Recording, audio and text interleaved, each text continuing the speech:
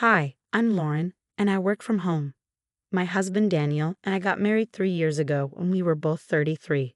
We really wanted to have kids, so we went to a doctor to see if there were any problems that might make it hard for us to have a baby. Luckily, the doctor said everything was fine, which was a relief, but even after waiting for a while, we still weren't able to get pregnant.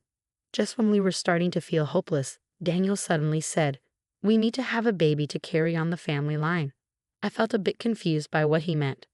Daniel is usually a good husband, but he tends to listen to his mom a lot.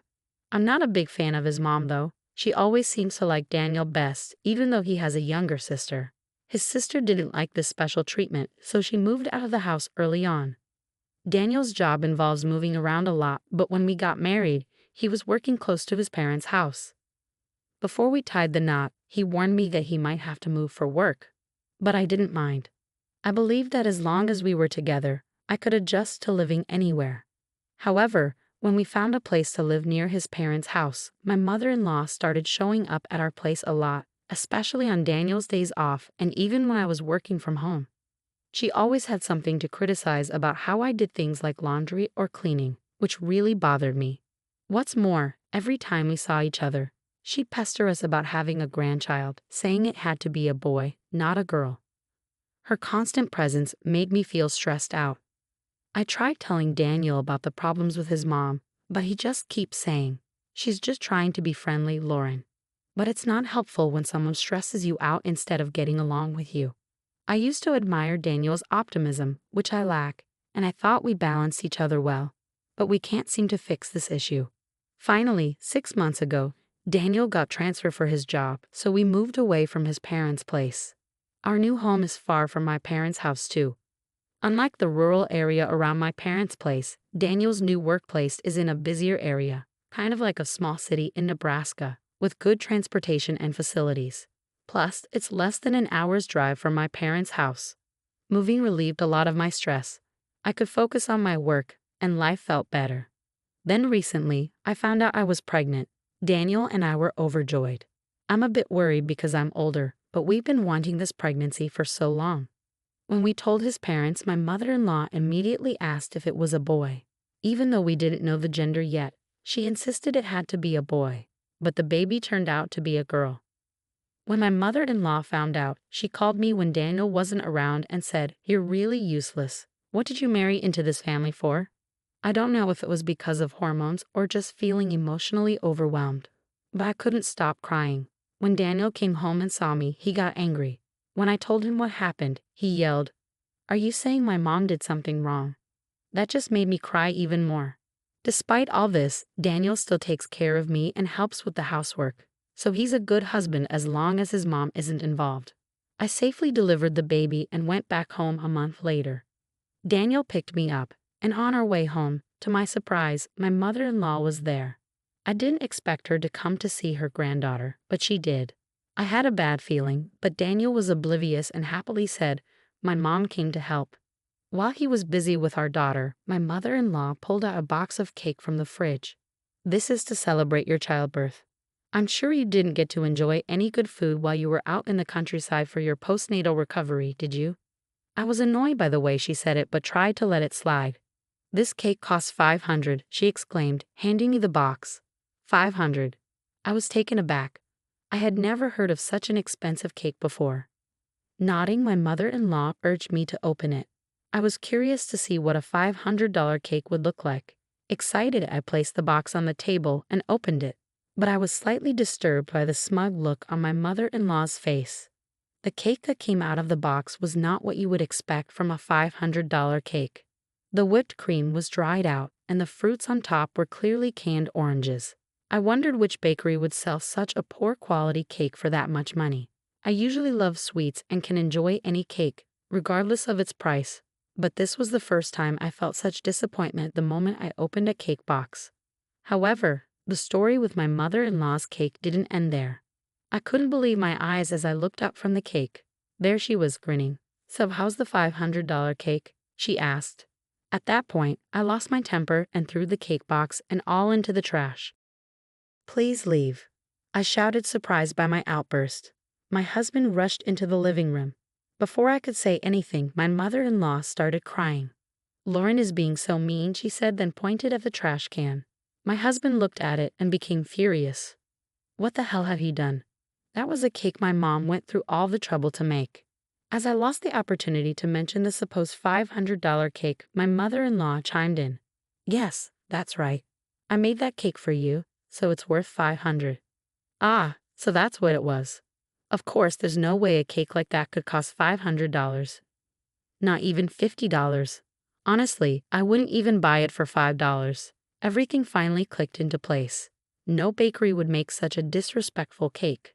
As I was trying to process it all, my husband yelled, "Lauren, apologize to Mom." It seemed like he always took my mother-in-law's side, no matter what. I stood there in shock, but then I heard our daughter crying, so I rushed her. There was some noise from the other side of the door, but right then, my priority was comforting my daughter. After I finally got her settled down and returned to the living room, I found a note saying they had gone out to eat and that I should think about what I'd done. I was stunned. I wondered if I could stay living here with my husband, but I didn't know if it would be right to go crying to my parents. But I had nowhere else to go. While I was pondering this, I glanced at the trash can where I'd thrown the cake. It was still there, untouched. On a whim, I decided to take a picture of it. When I called my parents and told them everything, my dad said he'd come pick me up right away. I felt sorry for my newborn daughter. We had to move again, but it was better for both of us than staying where we were. My husband, who was supposed to be out for a meal, didn't come home as quickly as expected. My father arrived first. As he started loading our stuff into his car, my husband and mother-in-law finally came home. They seemed surprised to see my father there and got angry when they saw him carrying my things. "Where are you going? Running to your parents again, huh? You always flee to them whenever things go wrong." His words were harsher than usual. It seemed he'd been drinking. His face was red and he smelled of alcohol. Seeing him like that, I lost my temper. "You went drinking after leaving us, your wife and your newborn daughter, at home. Right now, I don't want to be in the same space as you two. That's why I decided to rely on my parents." Then my mother-in-law, who also smelled of alcohol, chimed in. "Good riddance, a daughter-in-law like you is scary." Her comments always grated on my nerves. "Fine, as you wish. I'll take my daughter and go. So please enjoy your time alone with my husband Daniel." When I said this, my husband looked confused, but I ignored him and got into my father's car.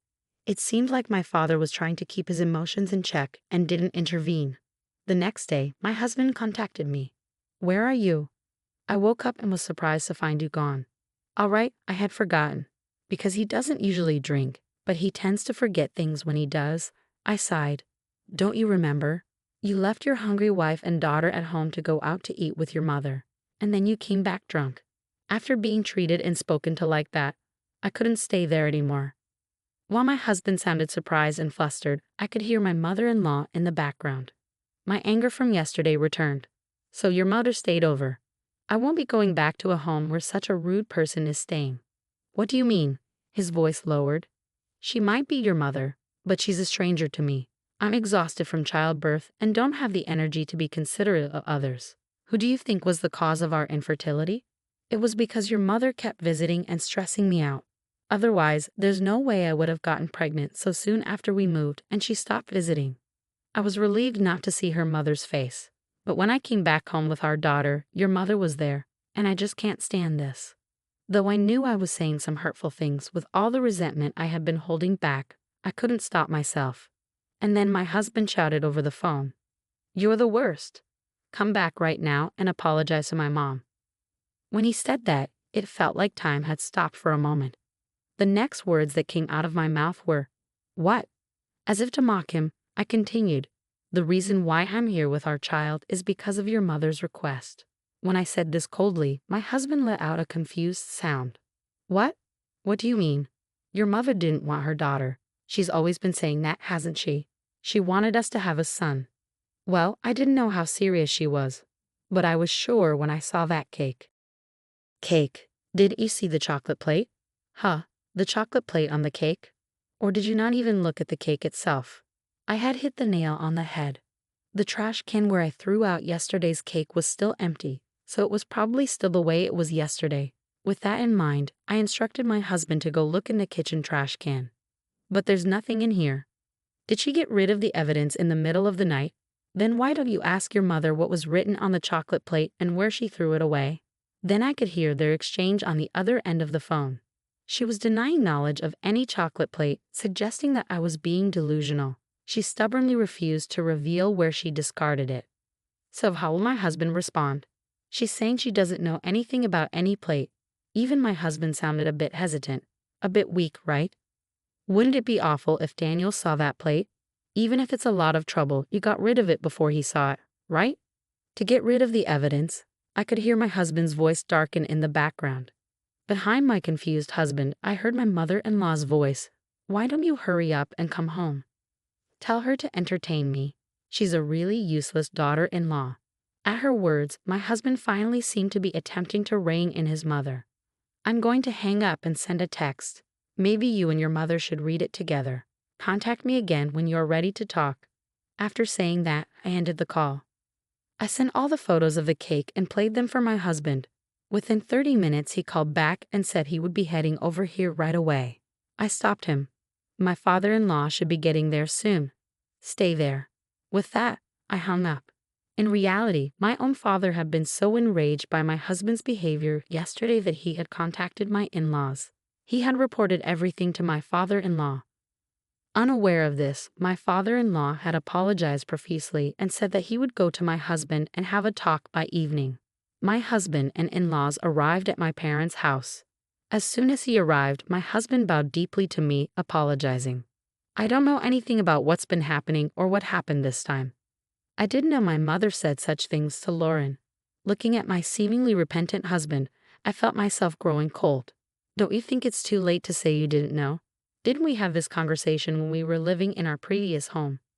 Despite that, you sided with your mother, saying she just wanted to get close to me and did nothing to change her attitude towards me and my words. My husband started to turn pale. Plus, you always said that your mom absolutely wanted us to have a son. What's that about? Are you always going to do whatever your mother says? Since you chose your mom over your wife, I guess you don't need me, do you? My husband turned pale and clung to me. That's not it. I'm really sorry. I didn't mean to. Then what did you mean? I retorted. My husband was at a loss for words and fell silent, looking down. Just as I thought, Daniel. You chose your mom over your own wife and daughter, a mother obsessed with her eldest son and a mama's boy. I should have realized sooner. It's no wonder your sister left home early. With this, my husband retorted, I'm not some mama's boy. I care about you too. Then could you really sever all ties with your mother? I fired back. At that, he fell silent. When I sighed, my mother-in-law, who was brought here by my father-in-law, yelled out, How can you say such a thing? Daniel and I are mother and son. We can never sever our ties. His father tried to calm her down, but she just wouldn't stop.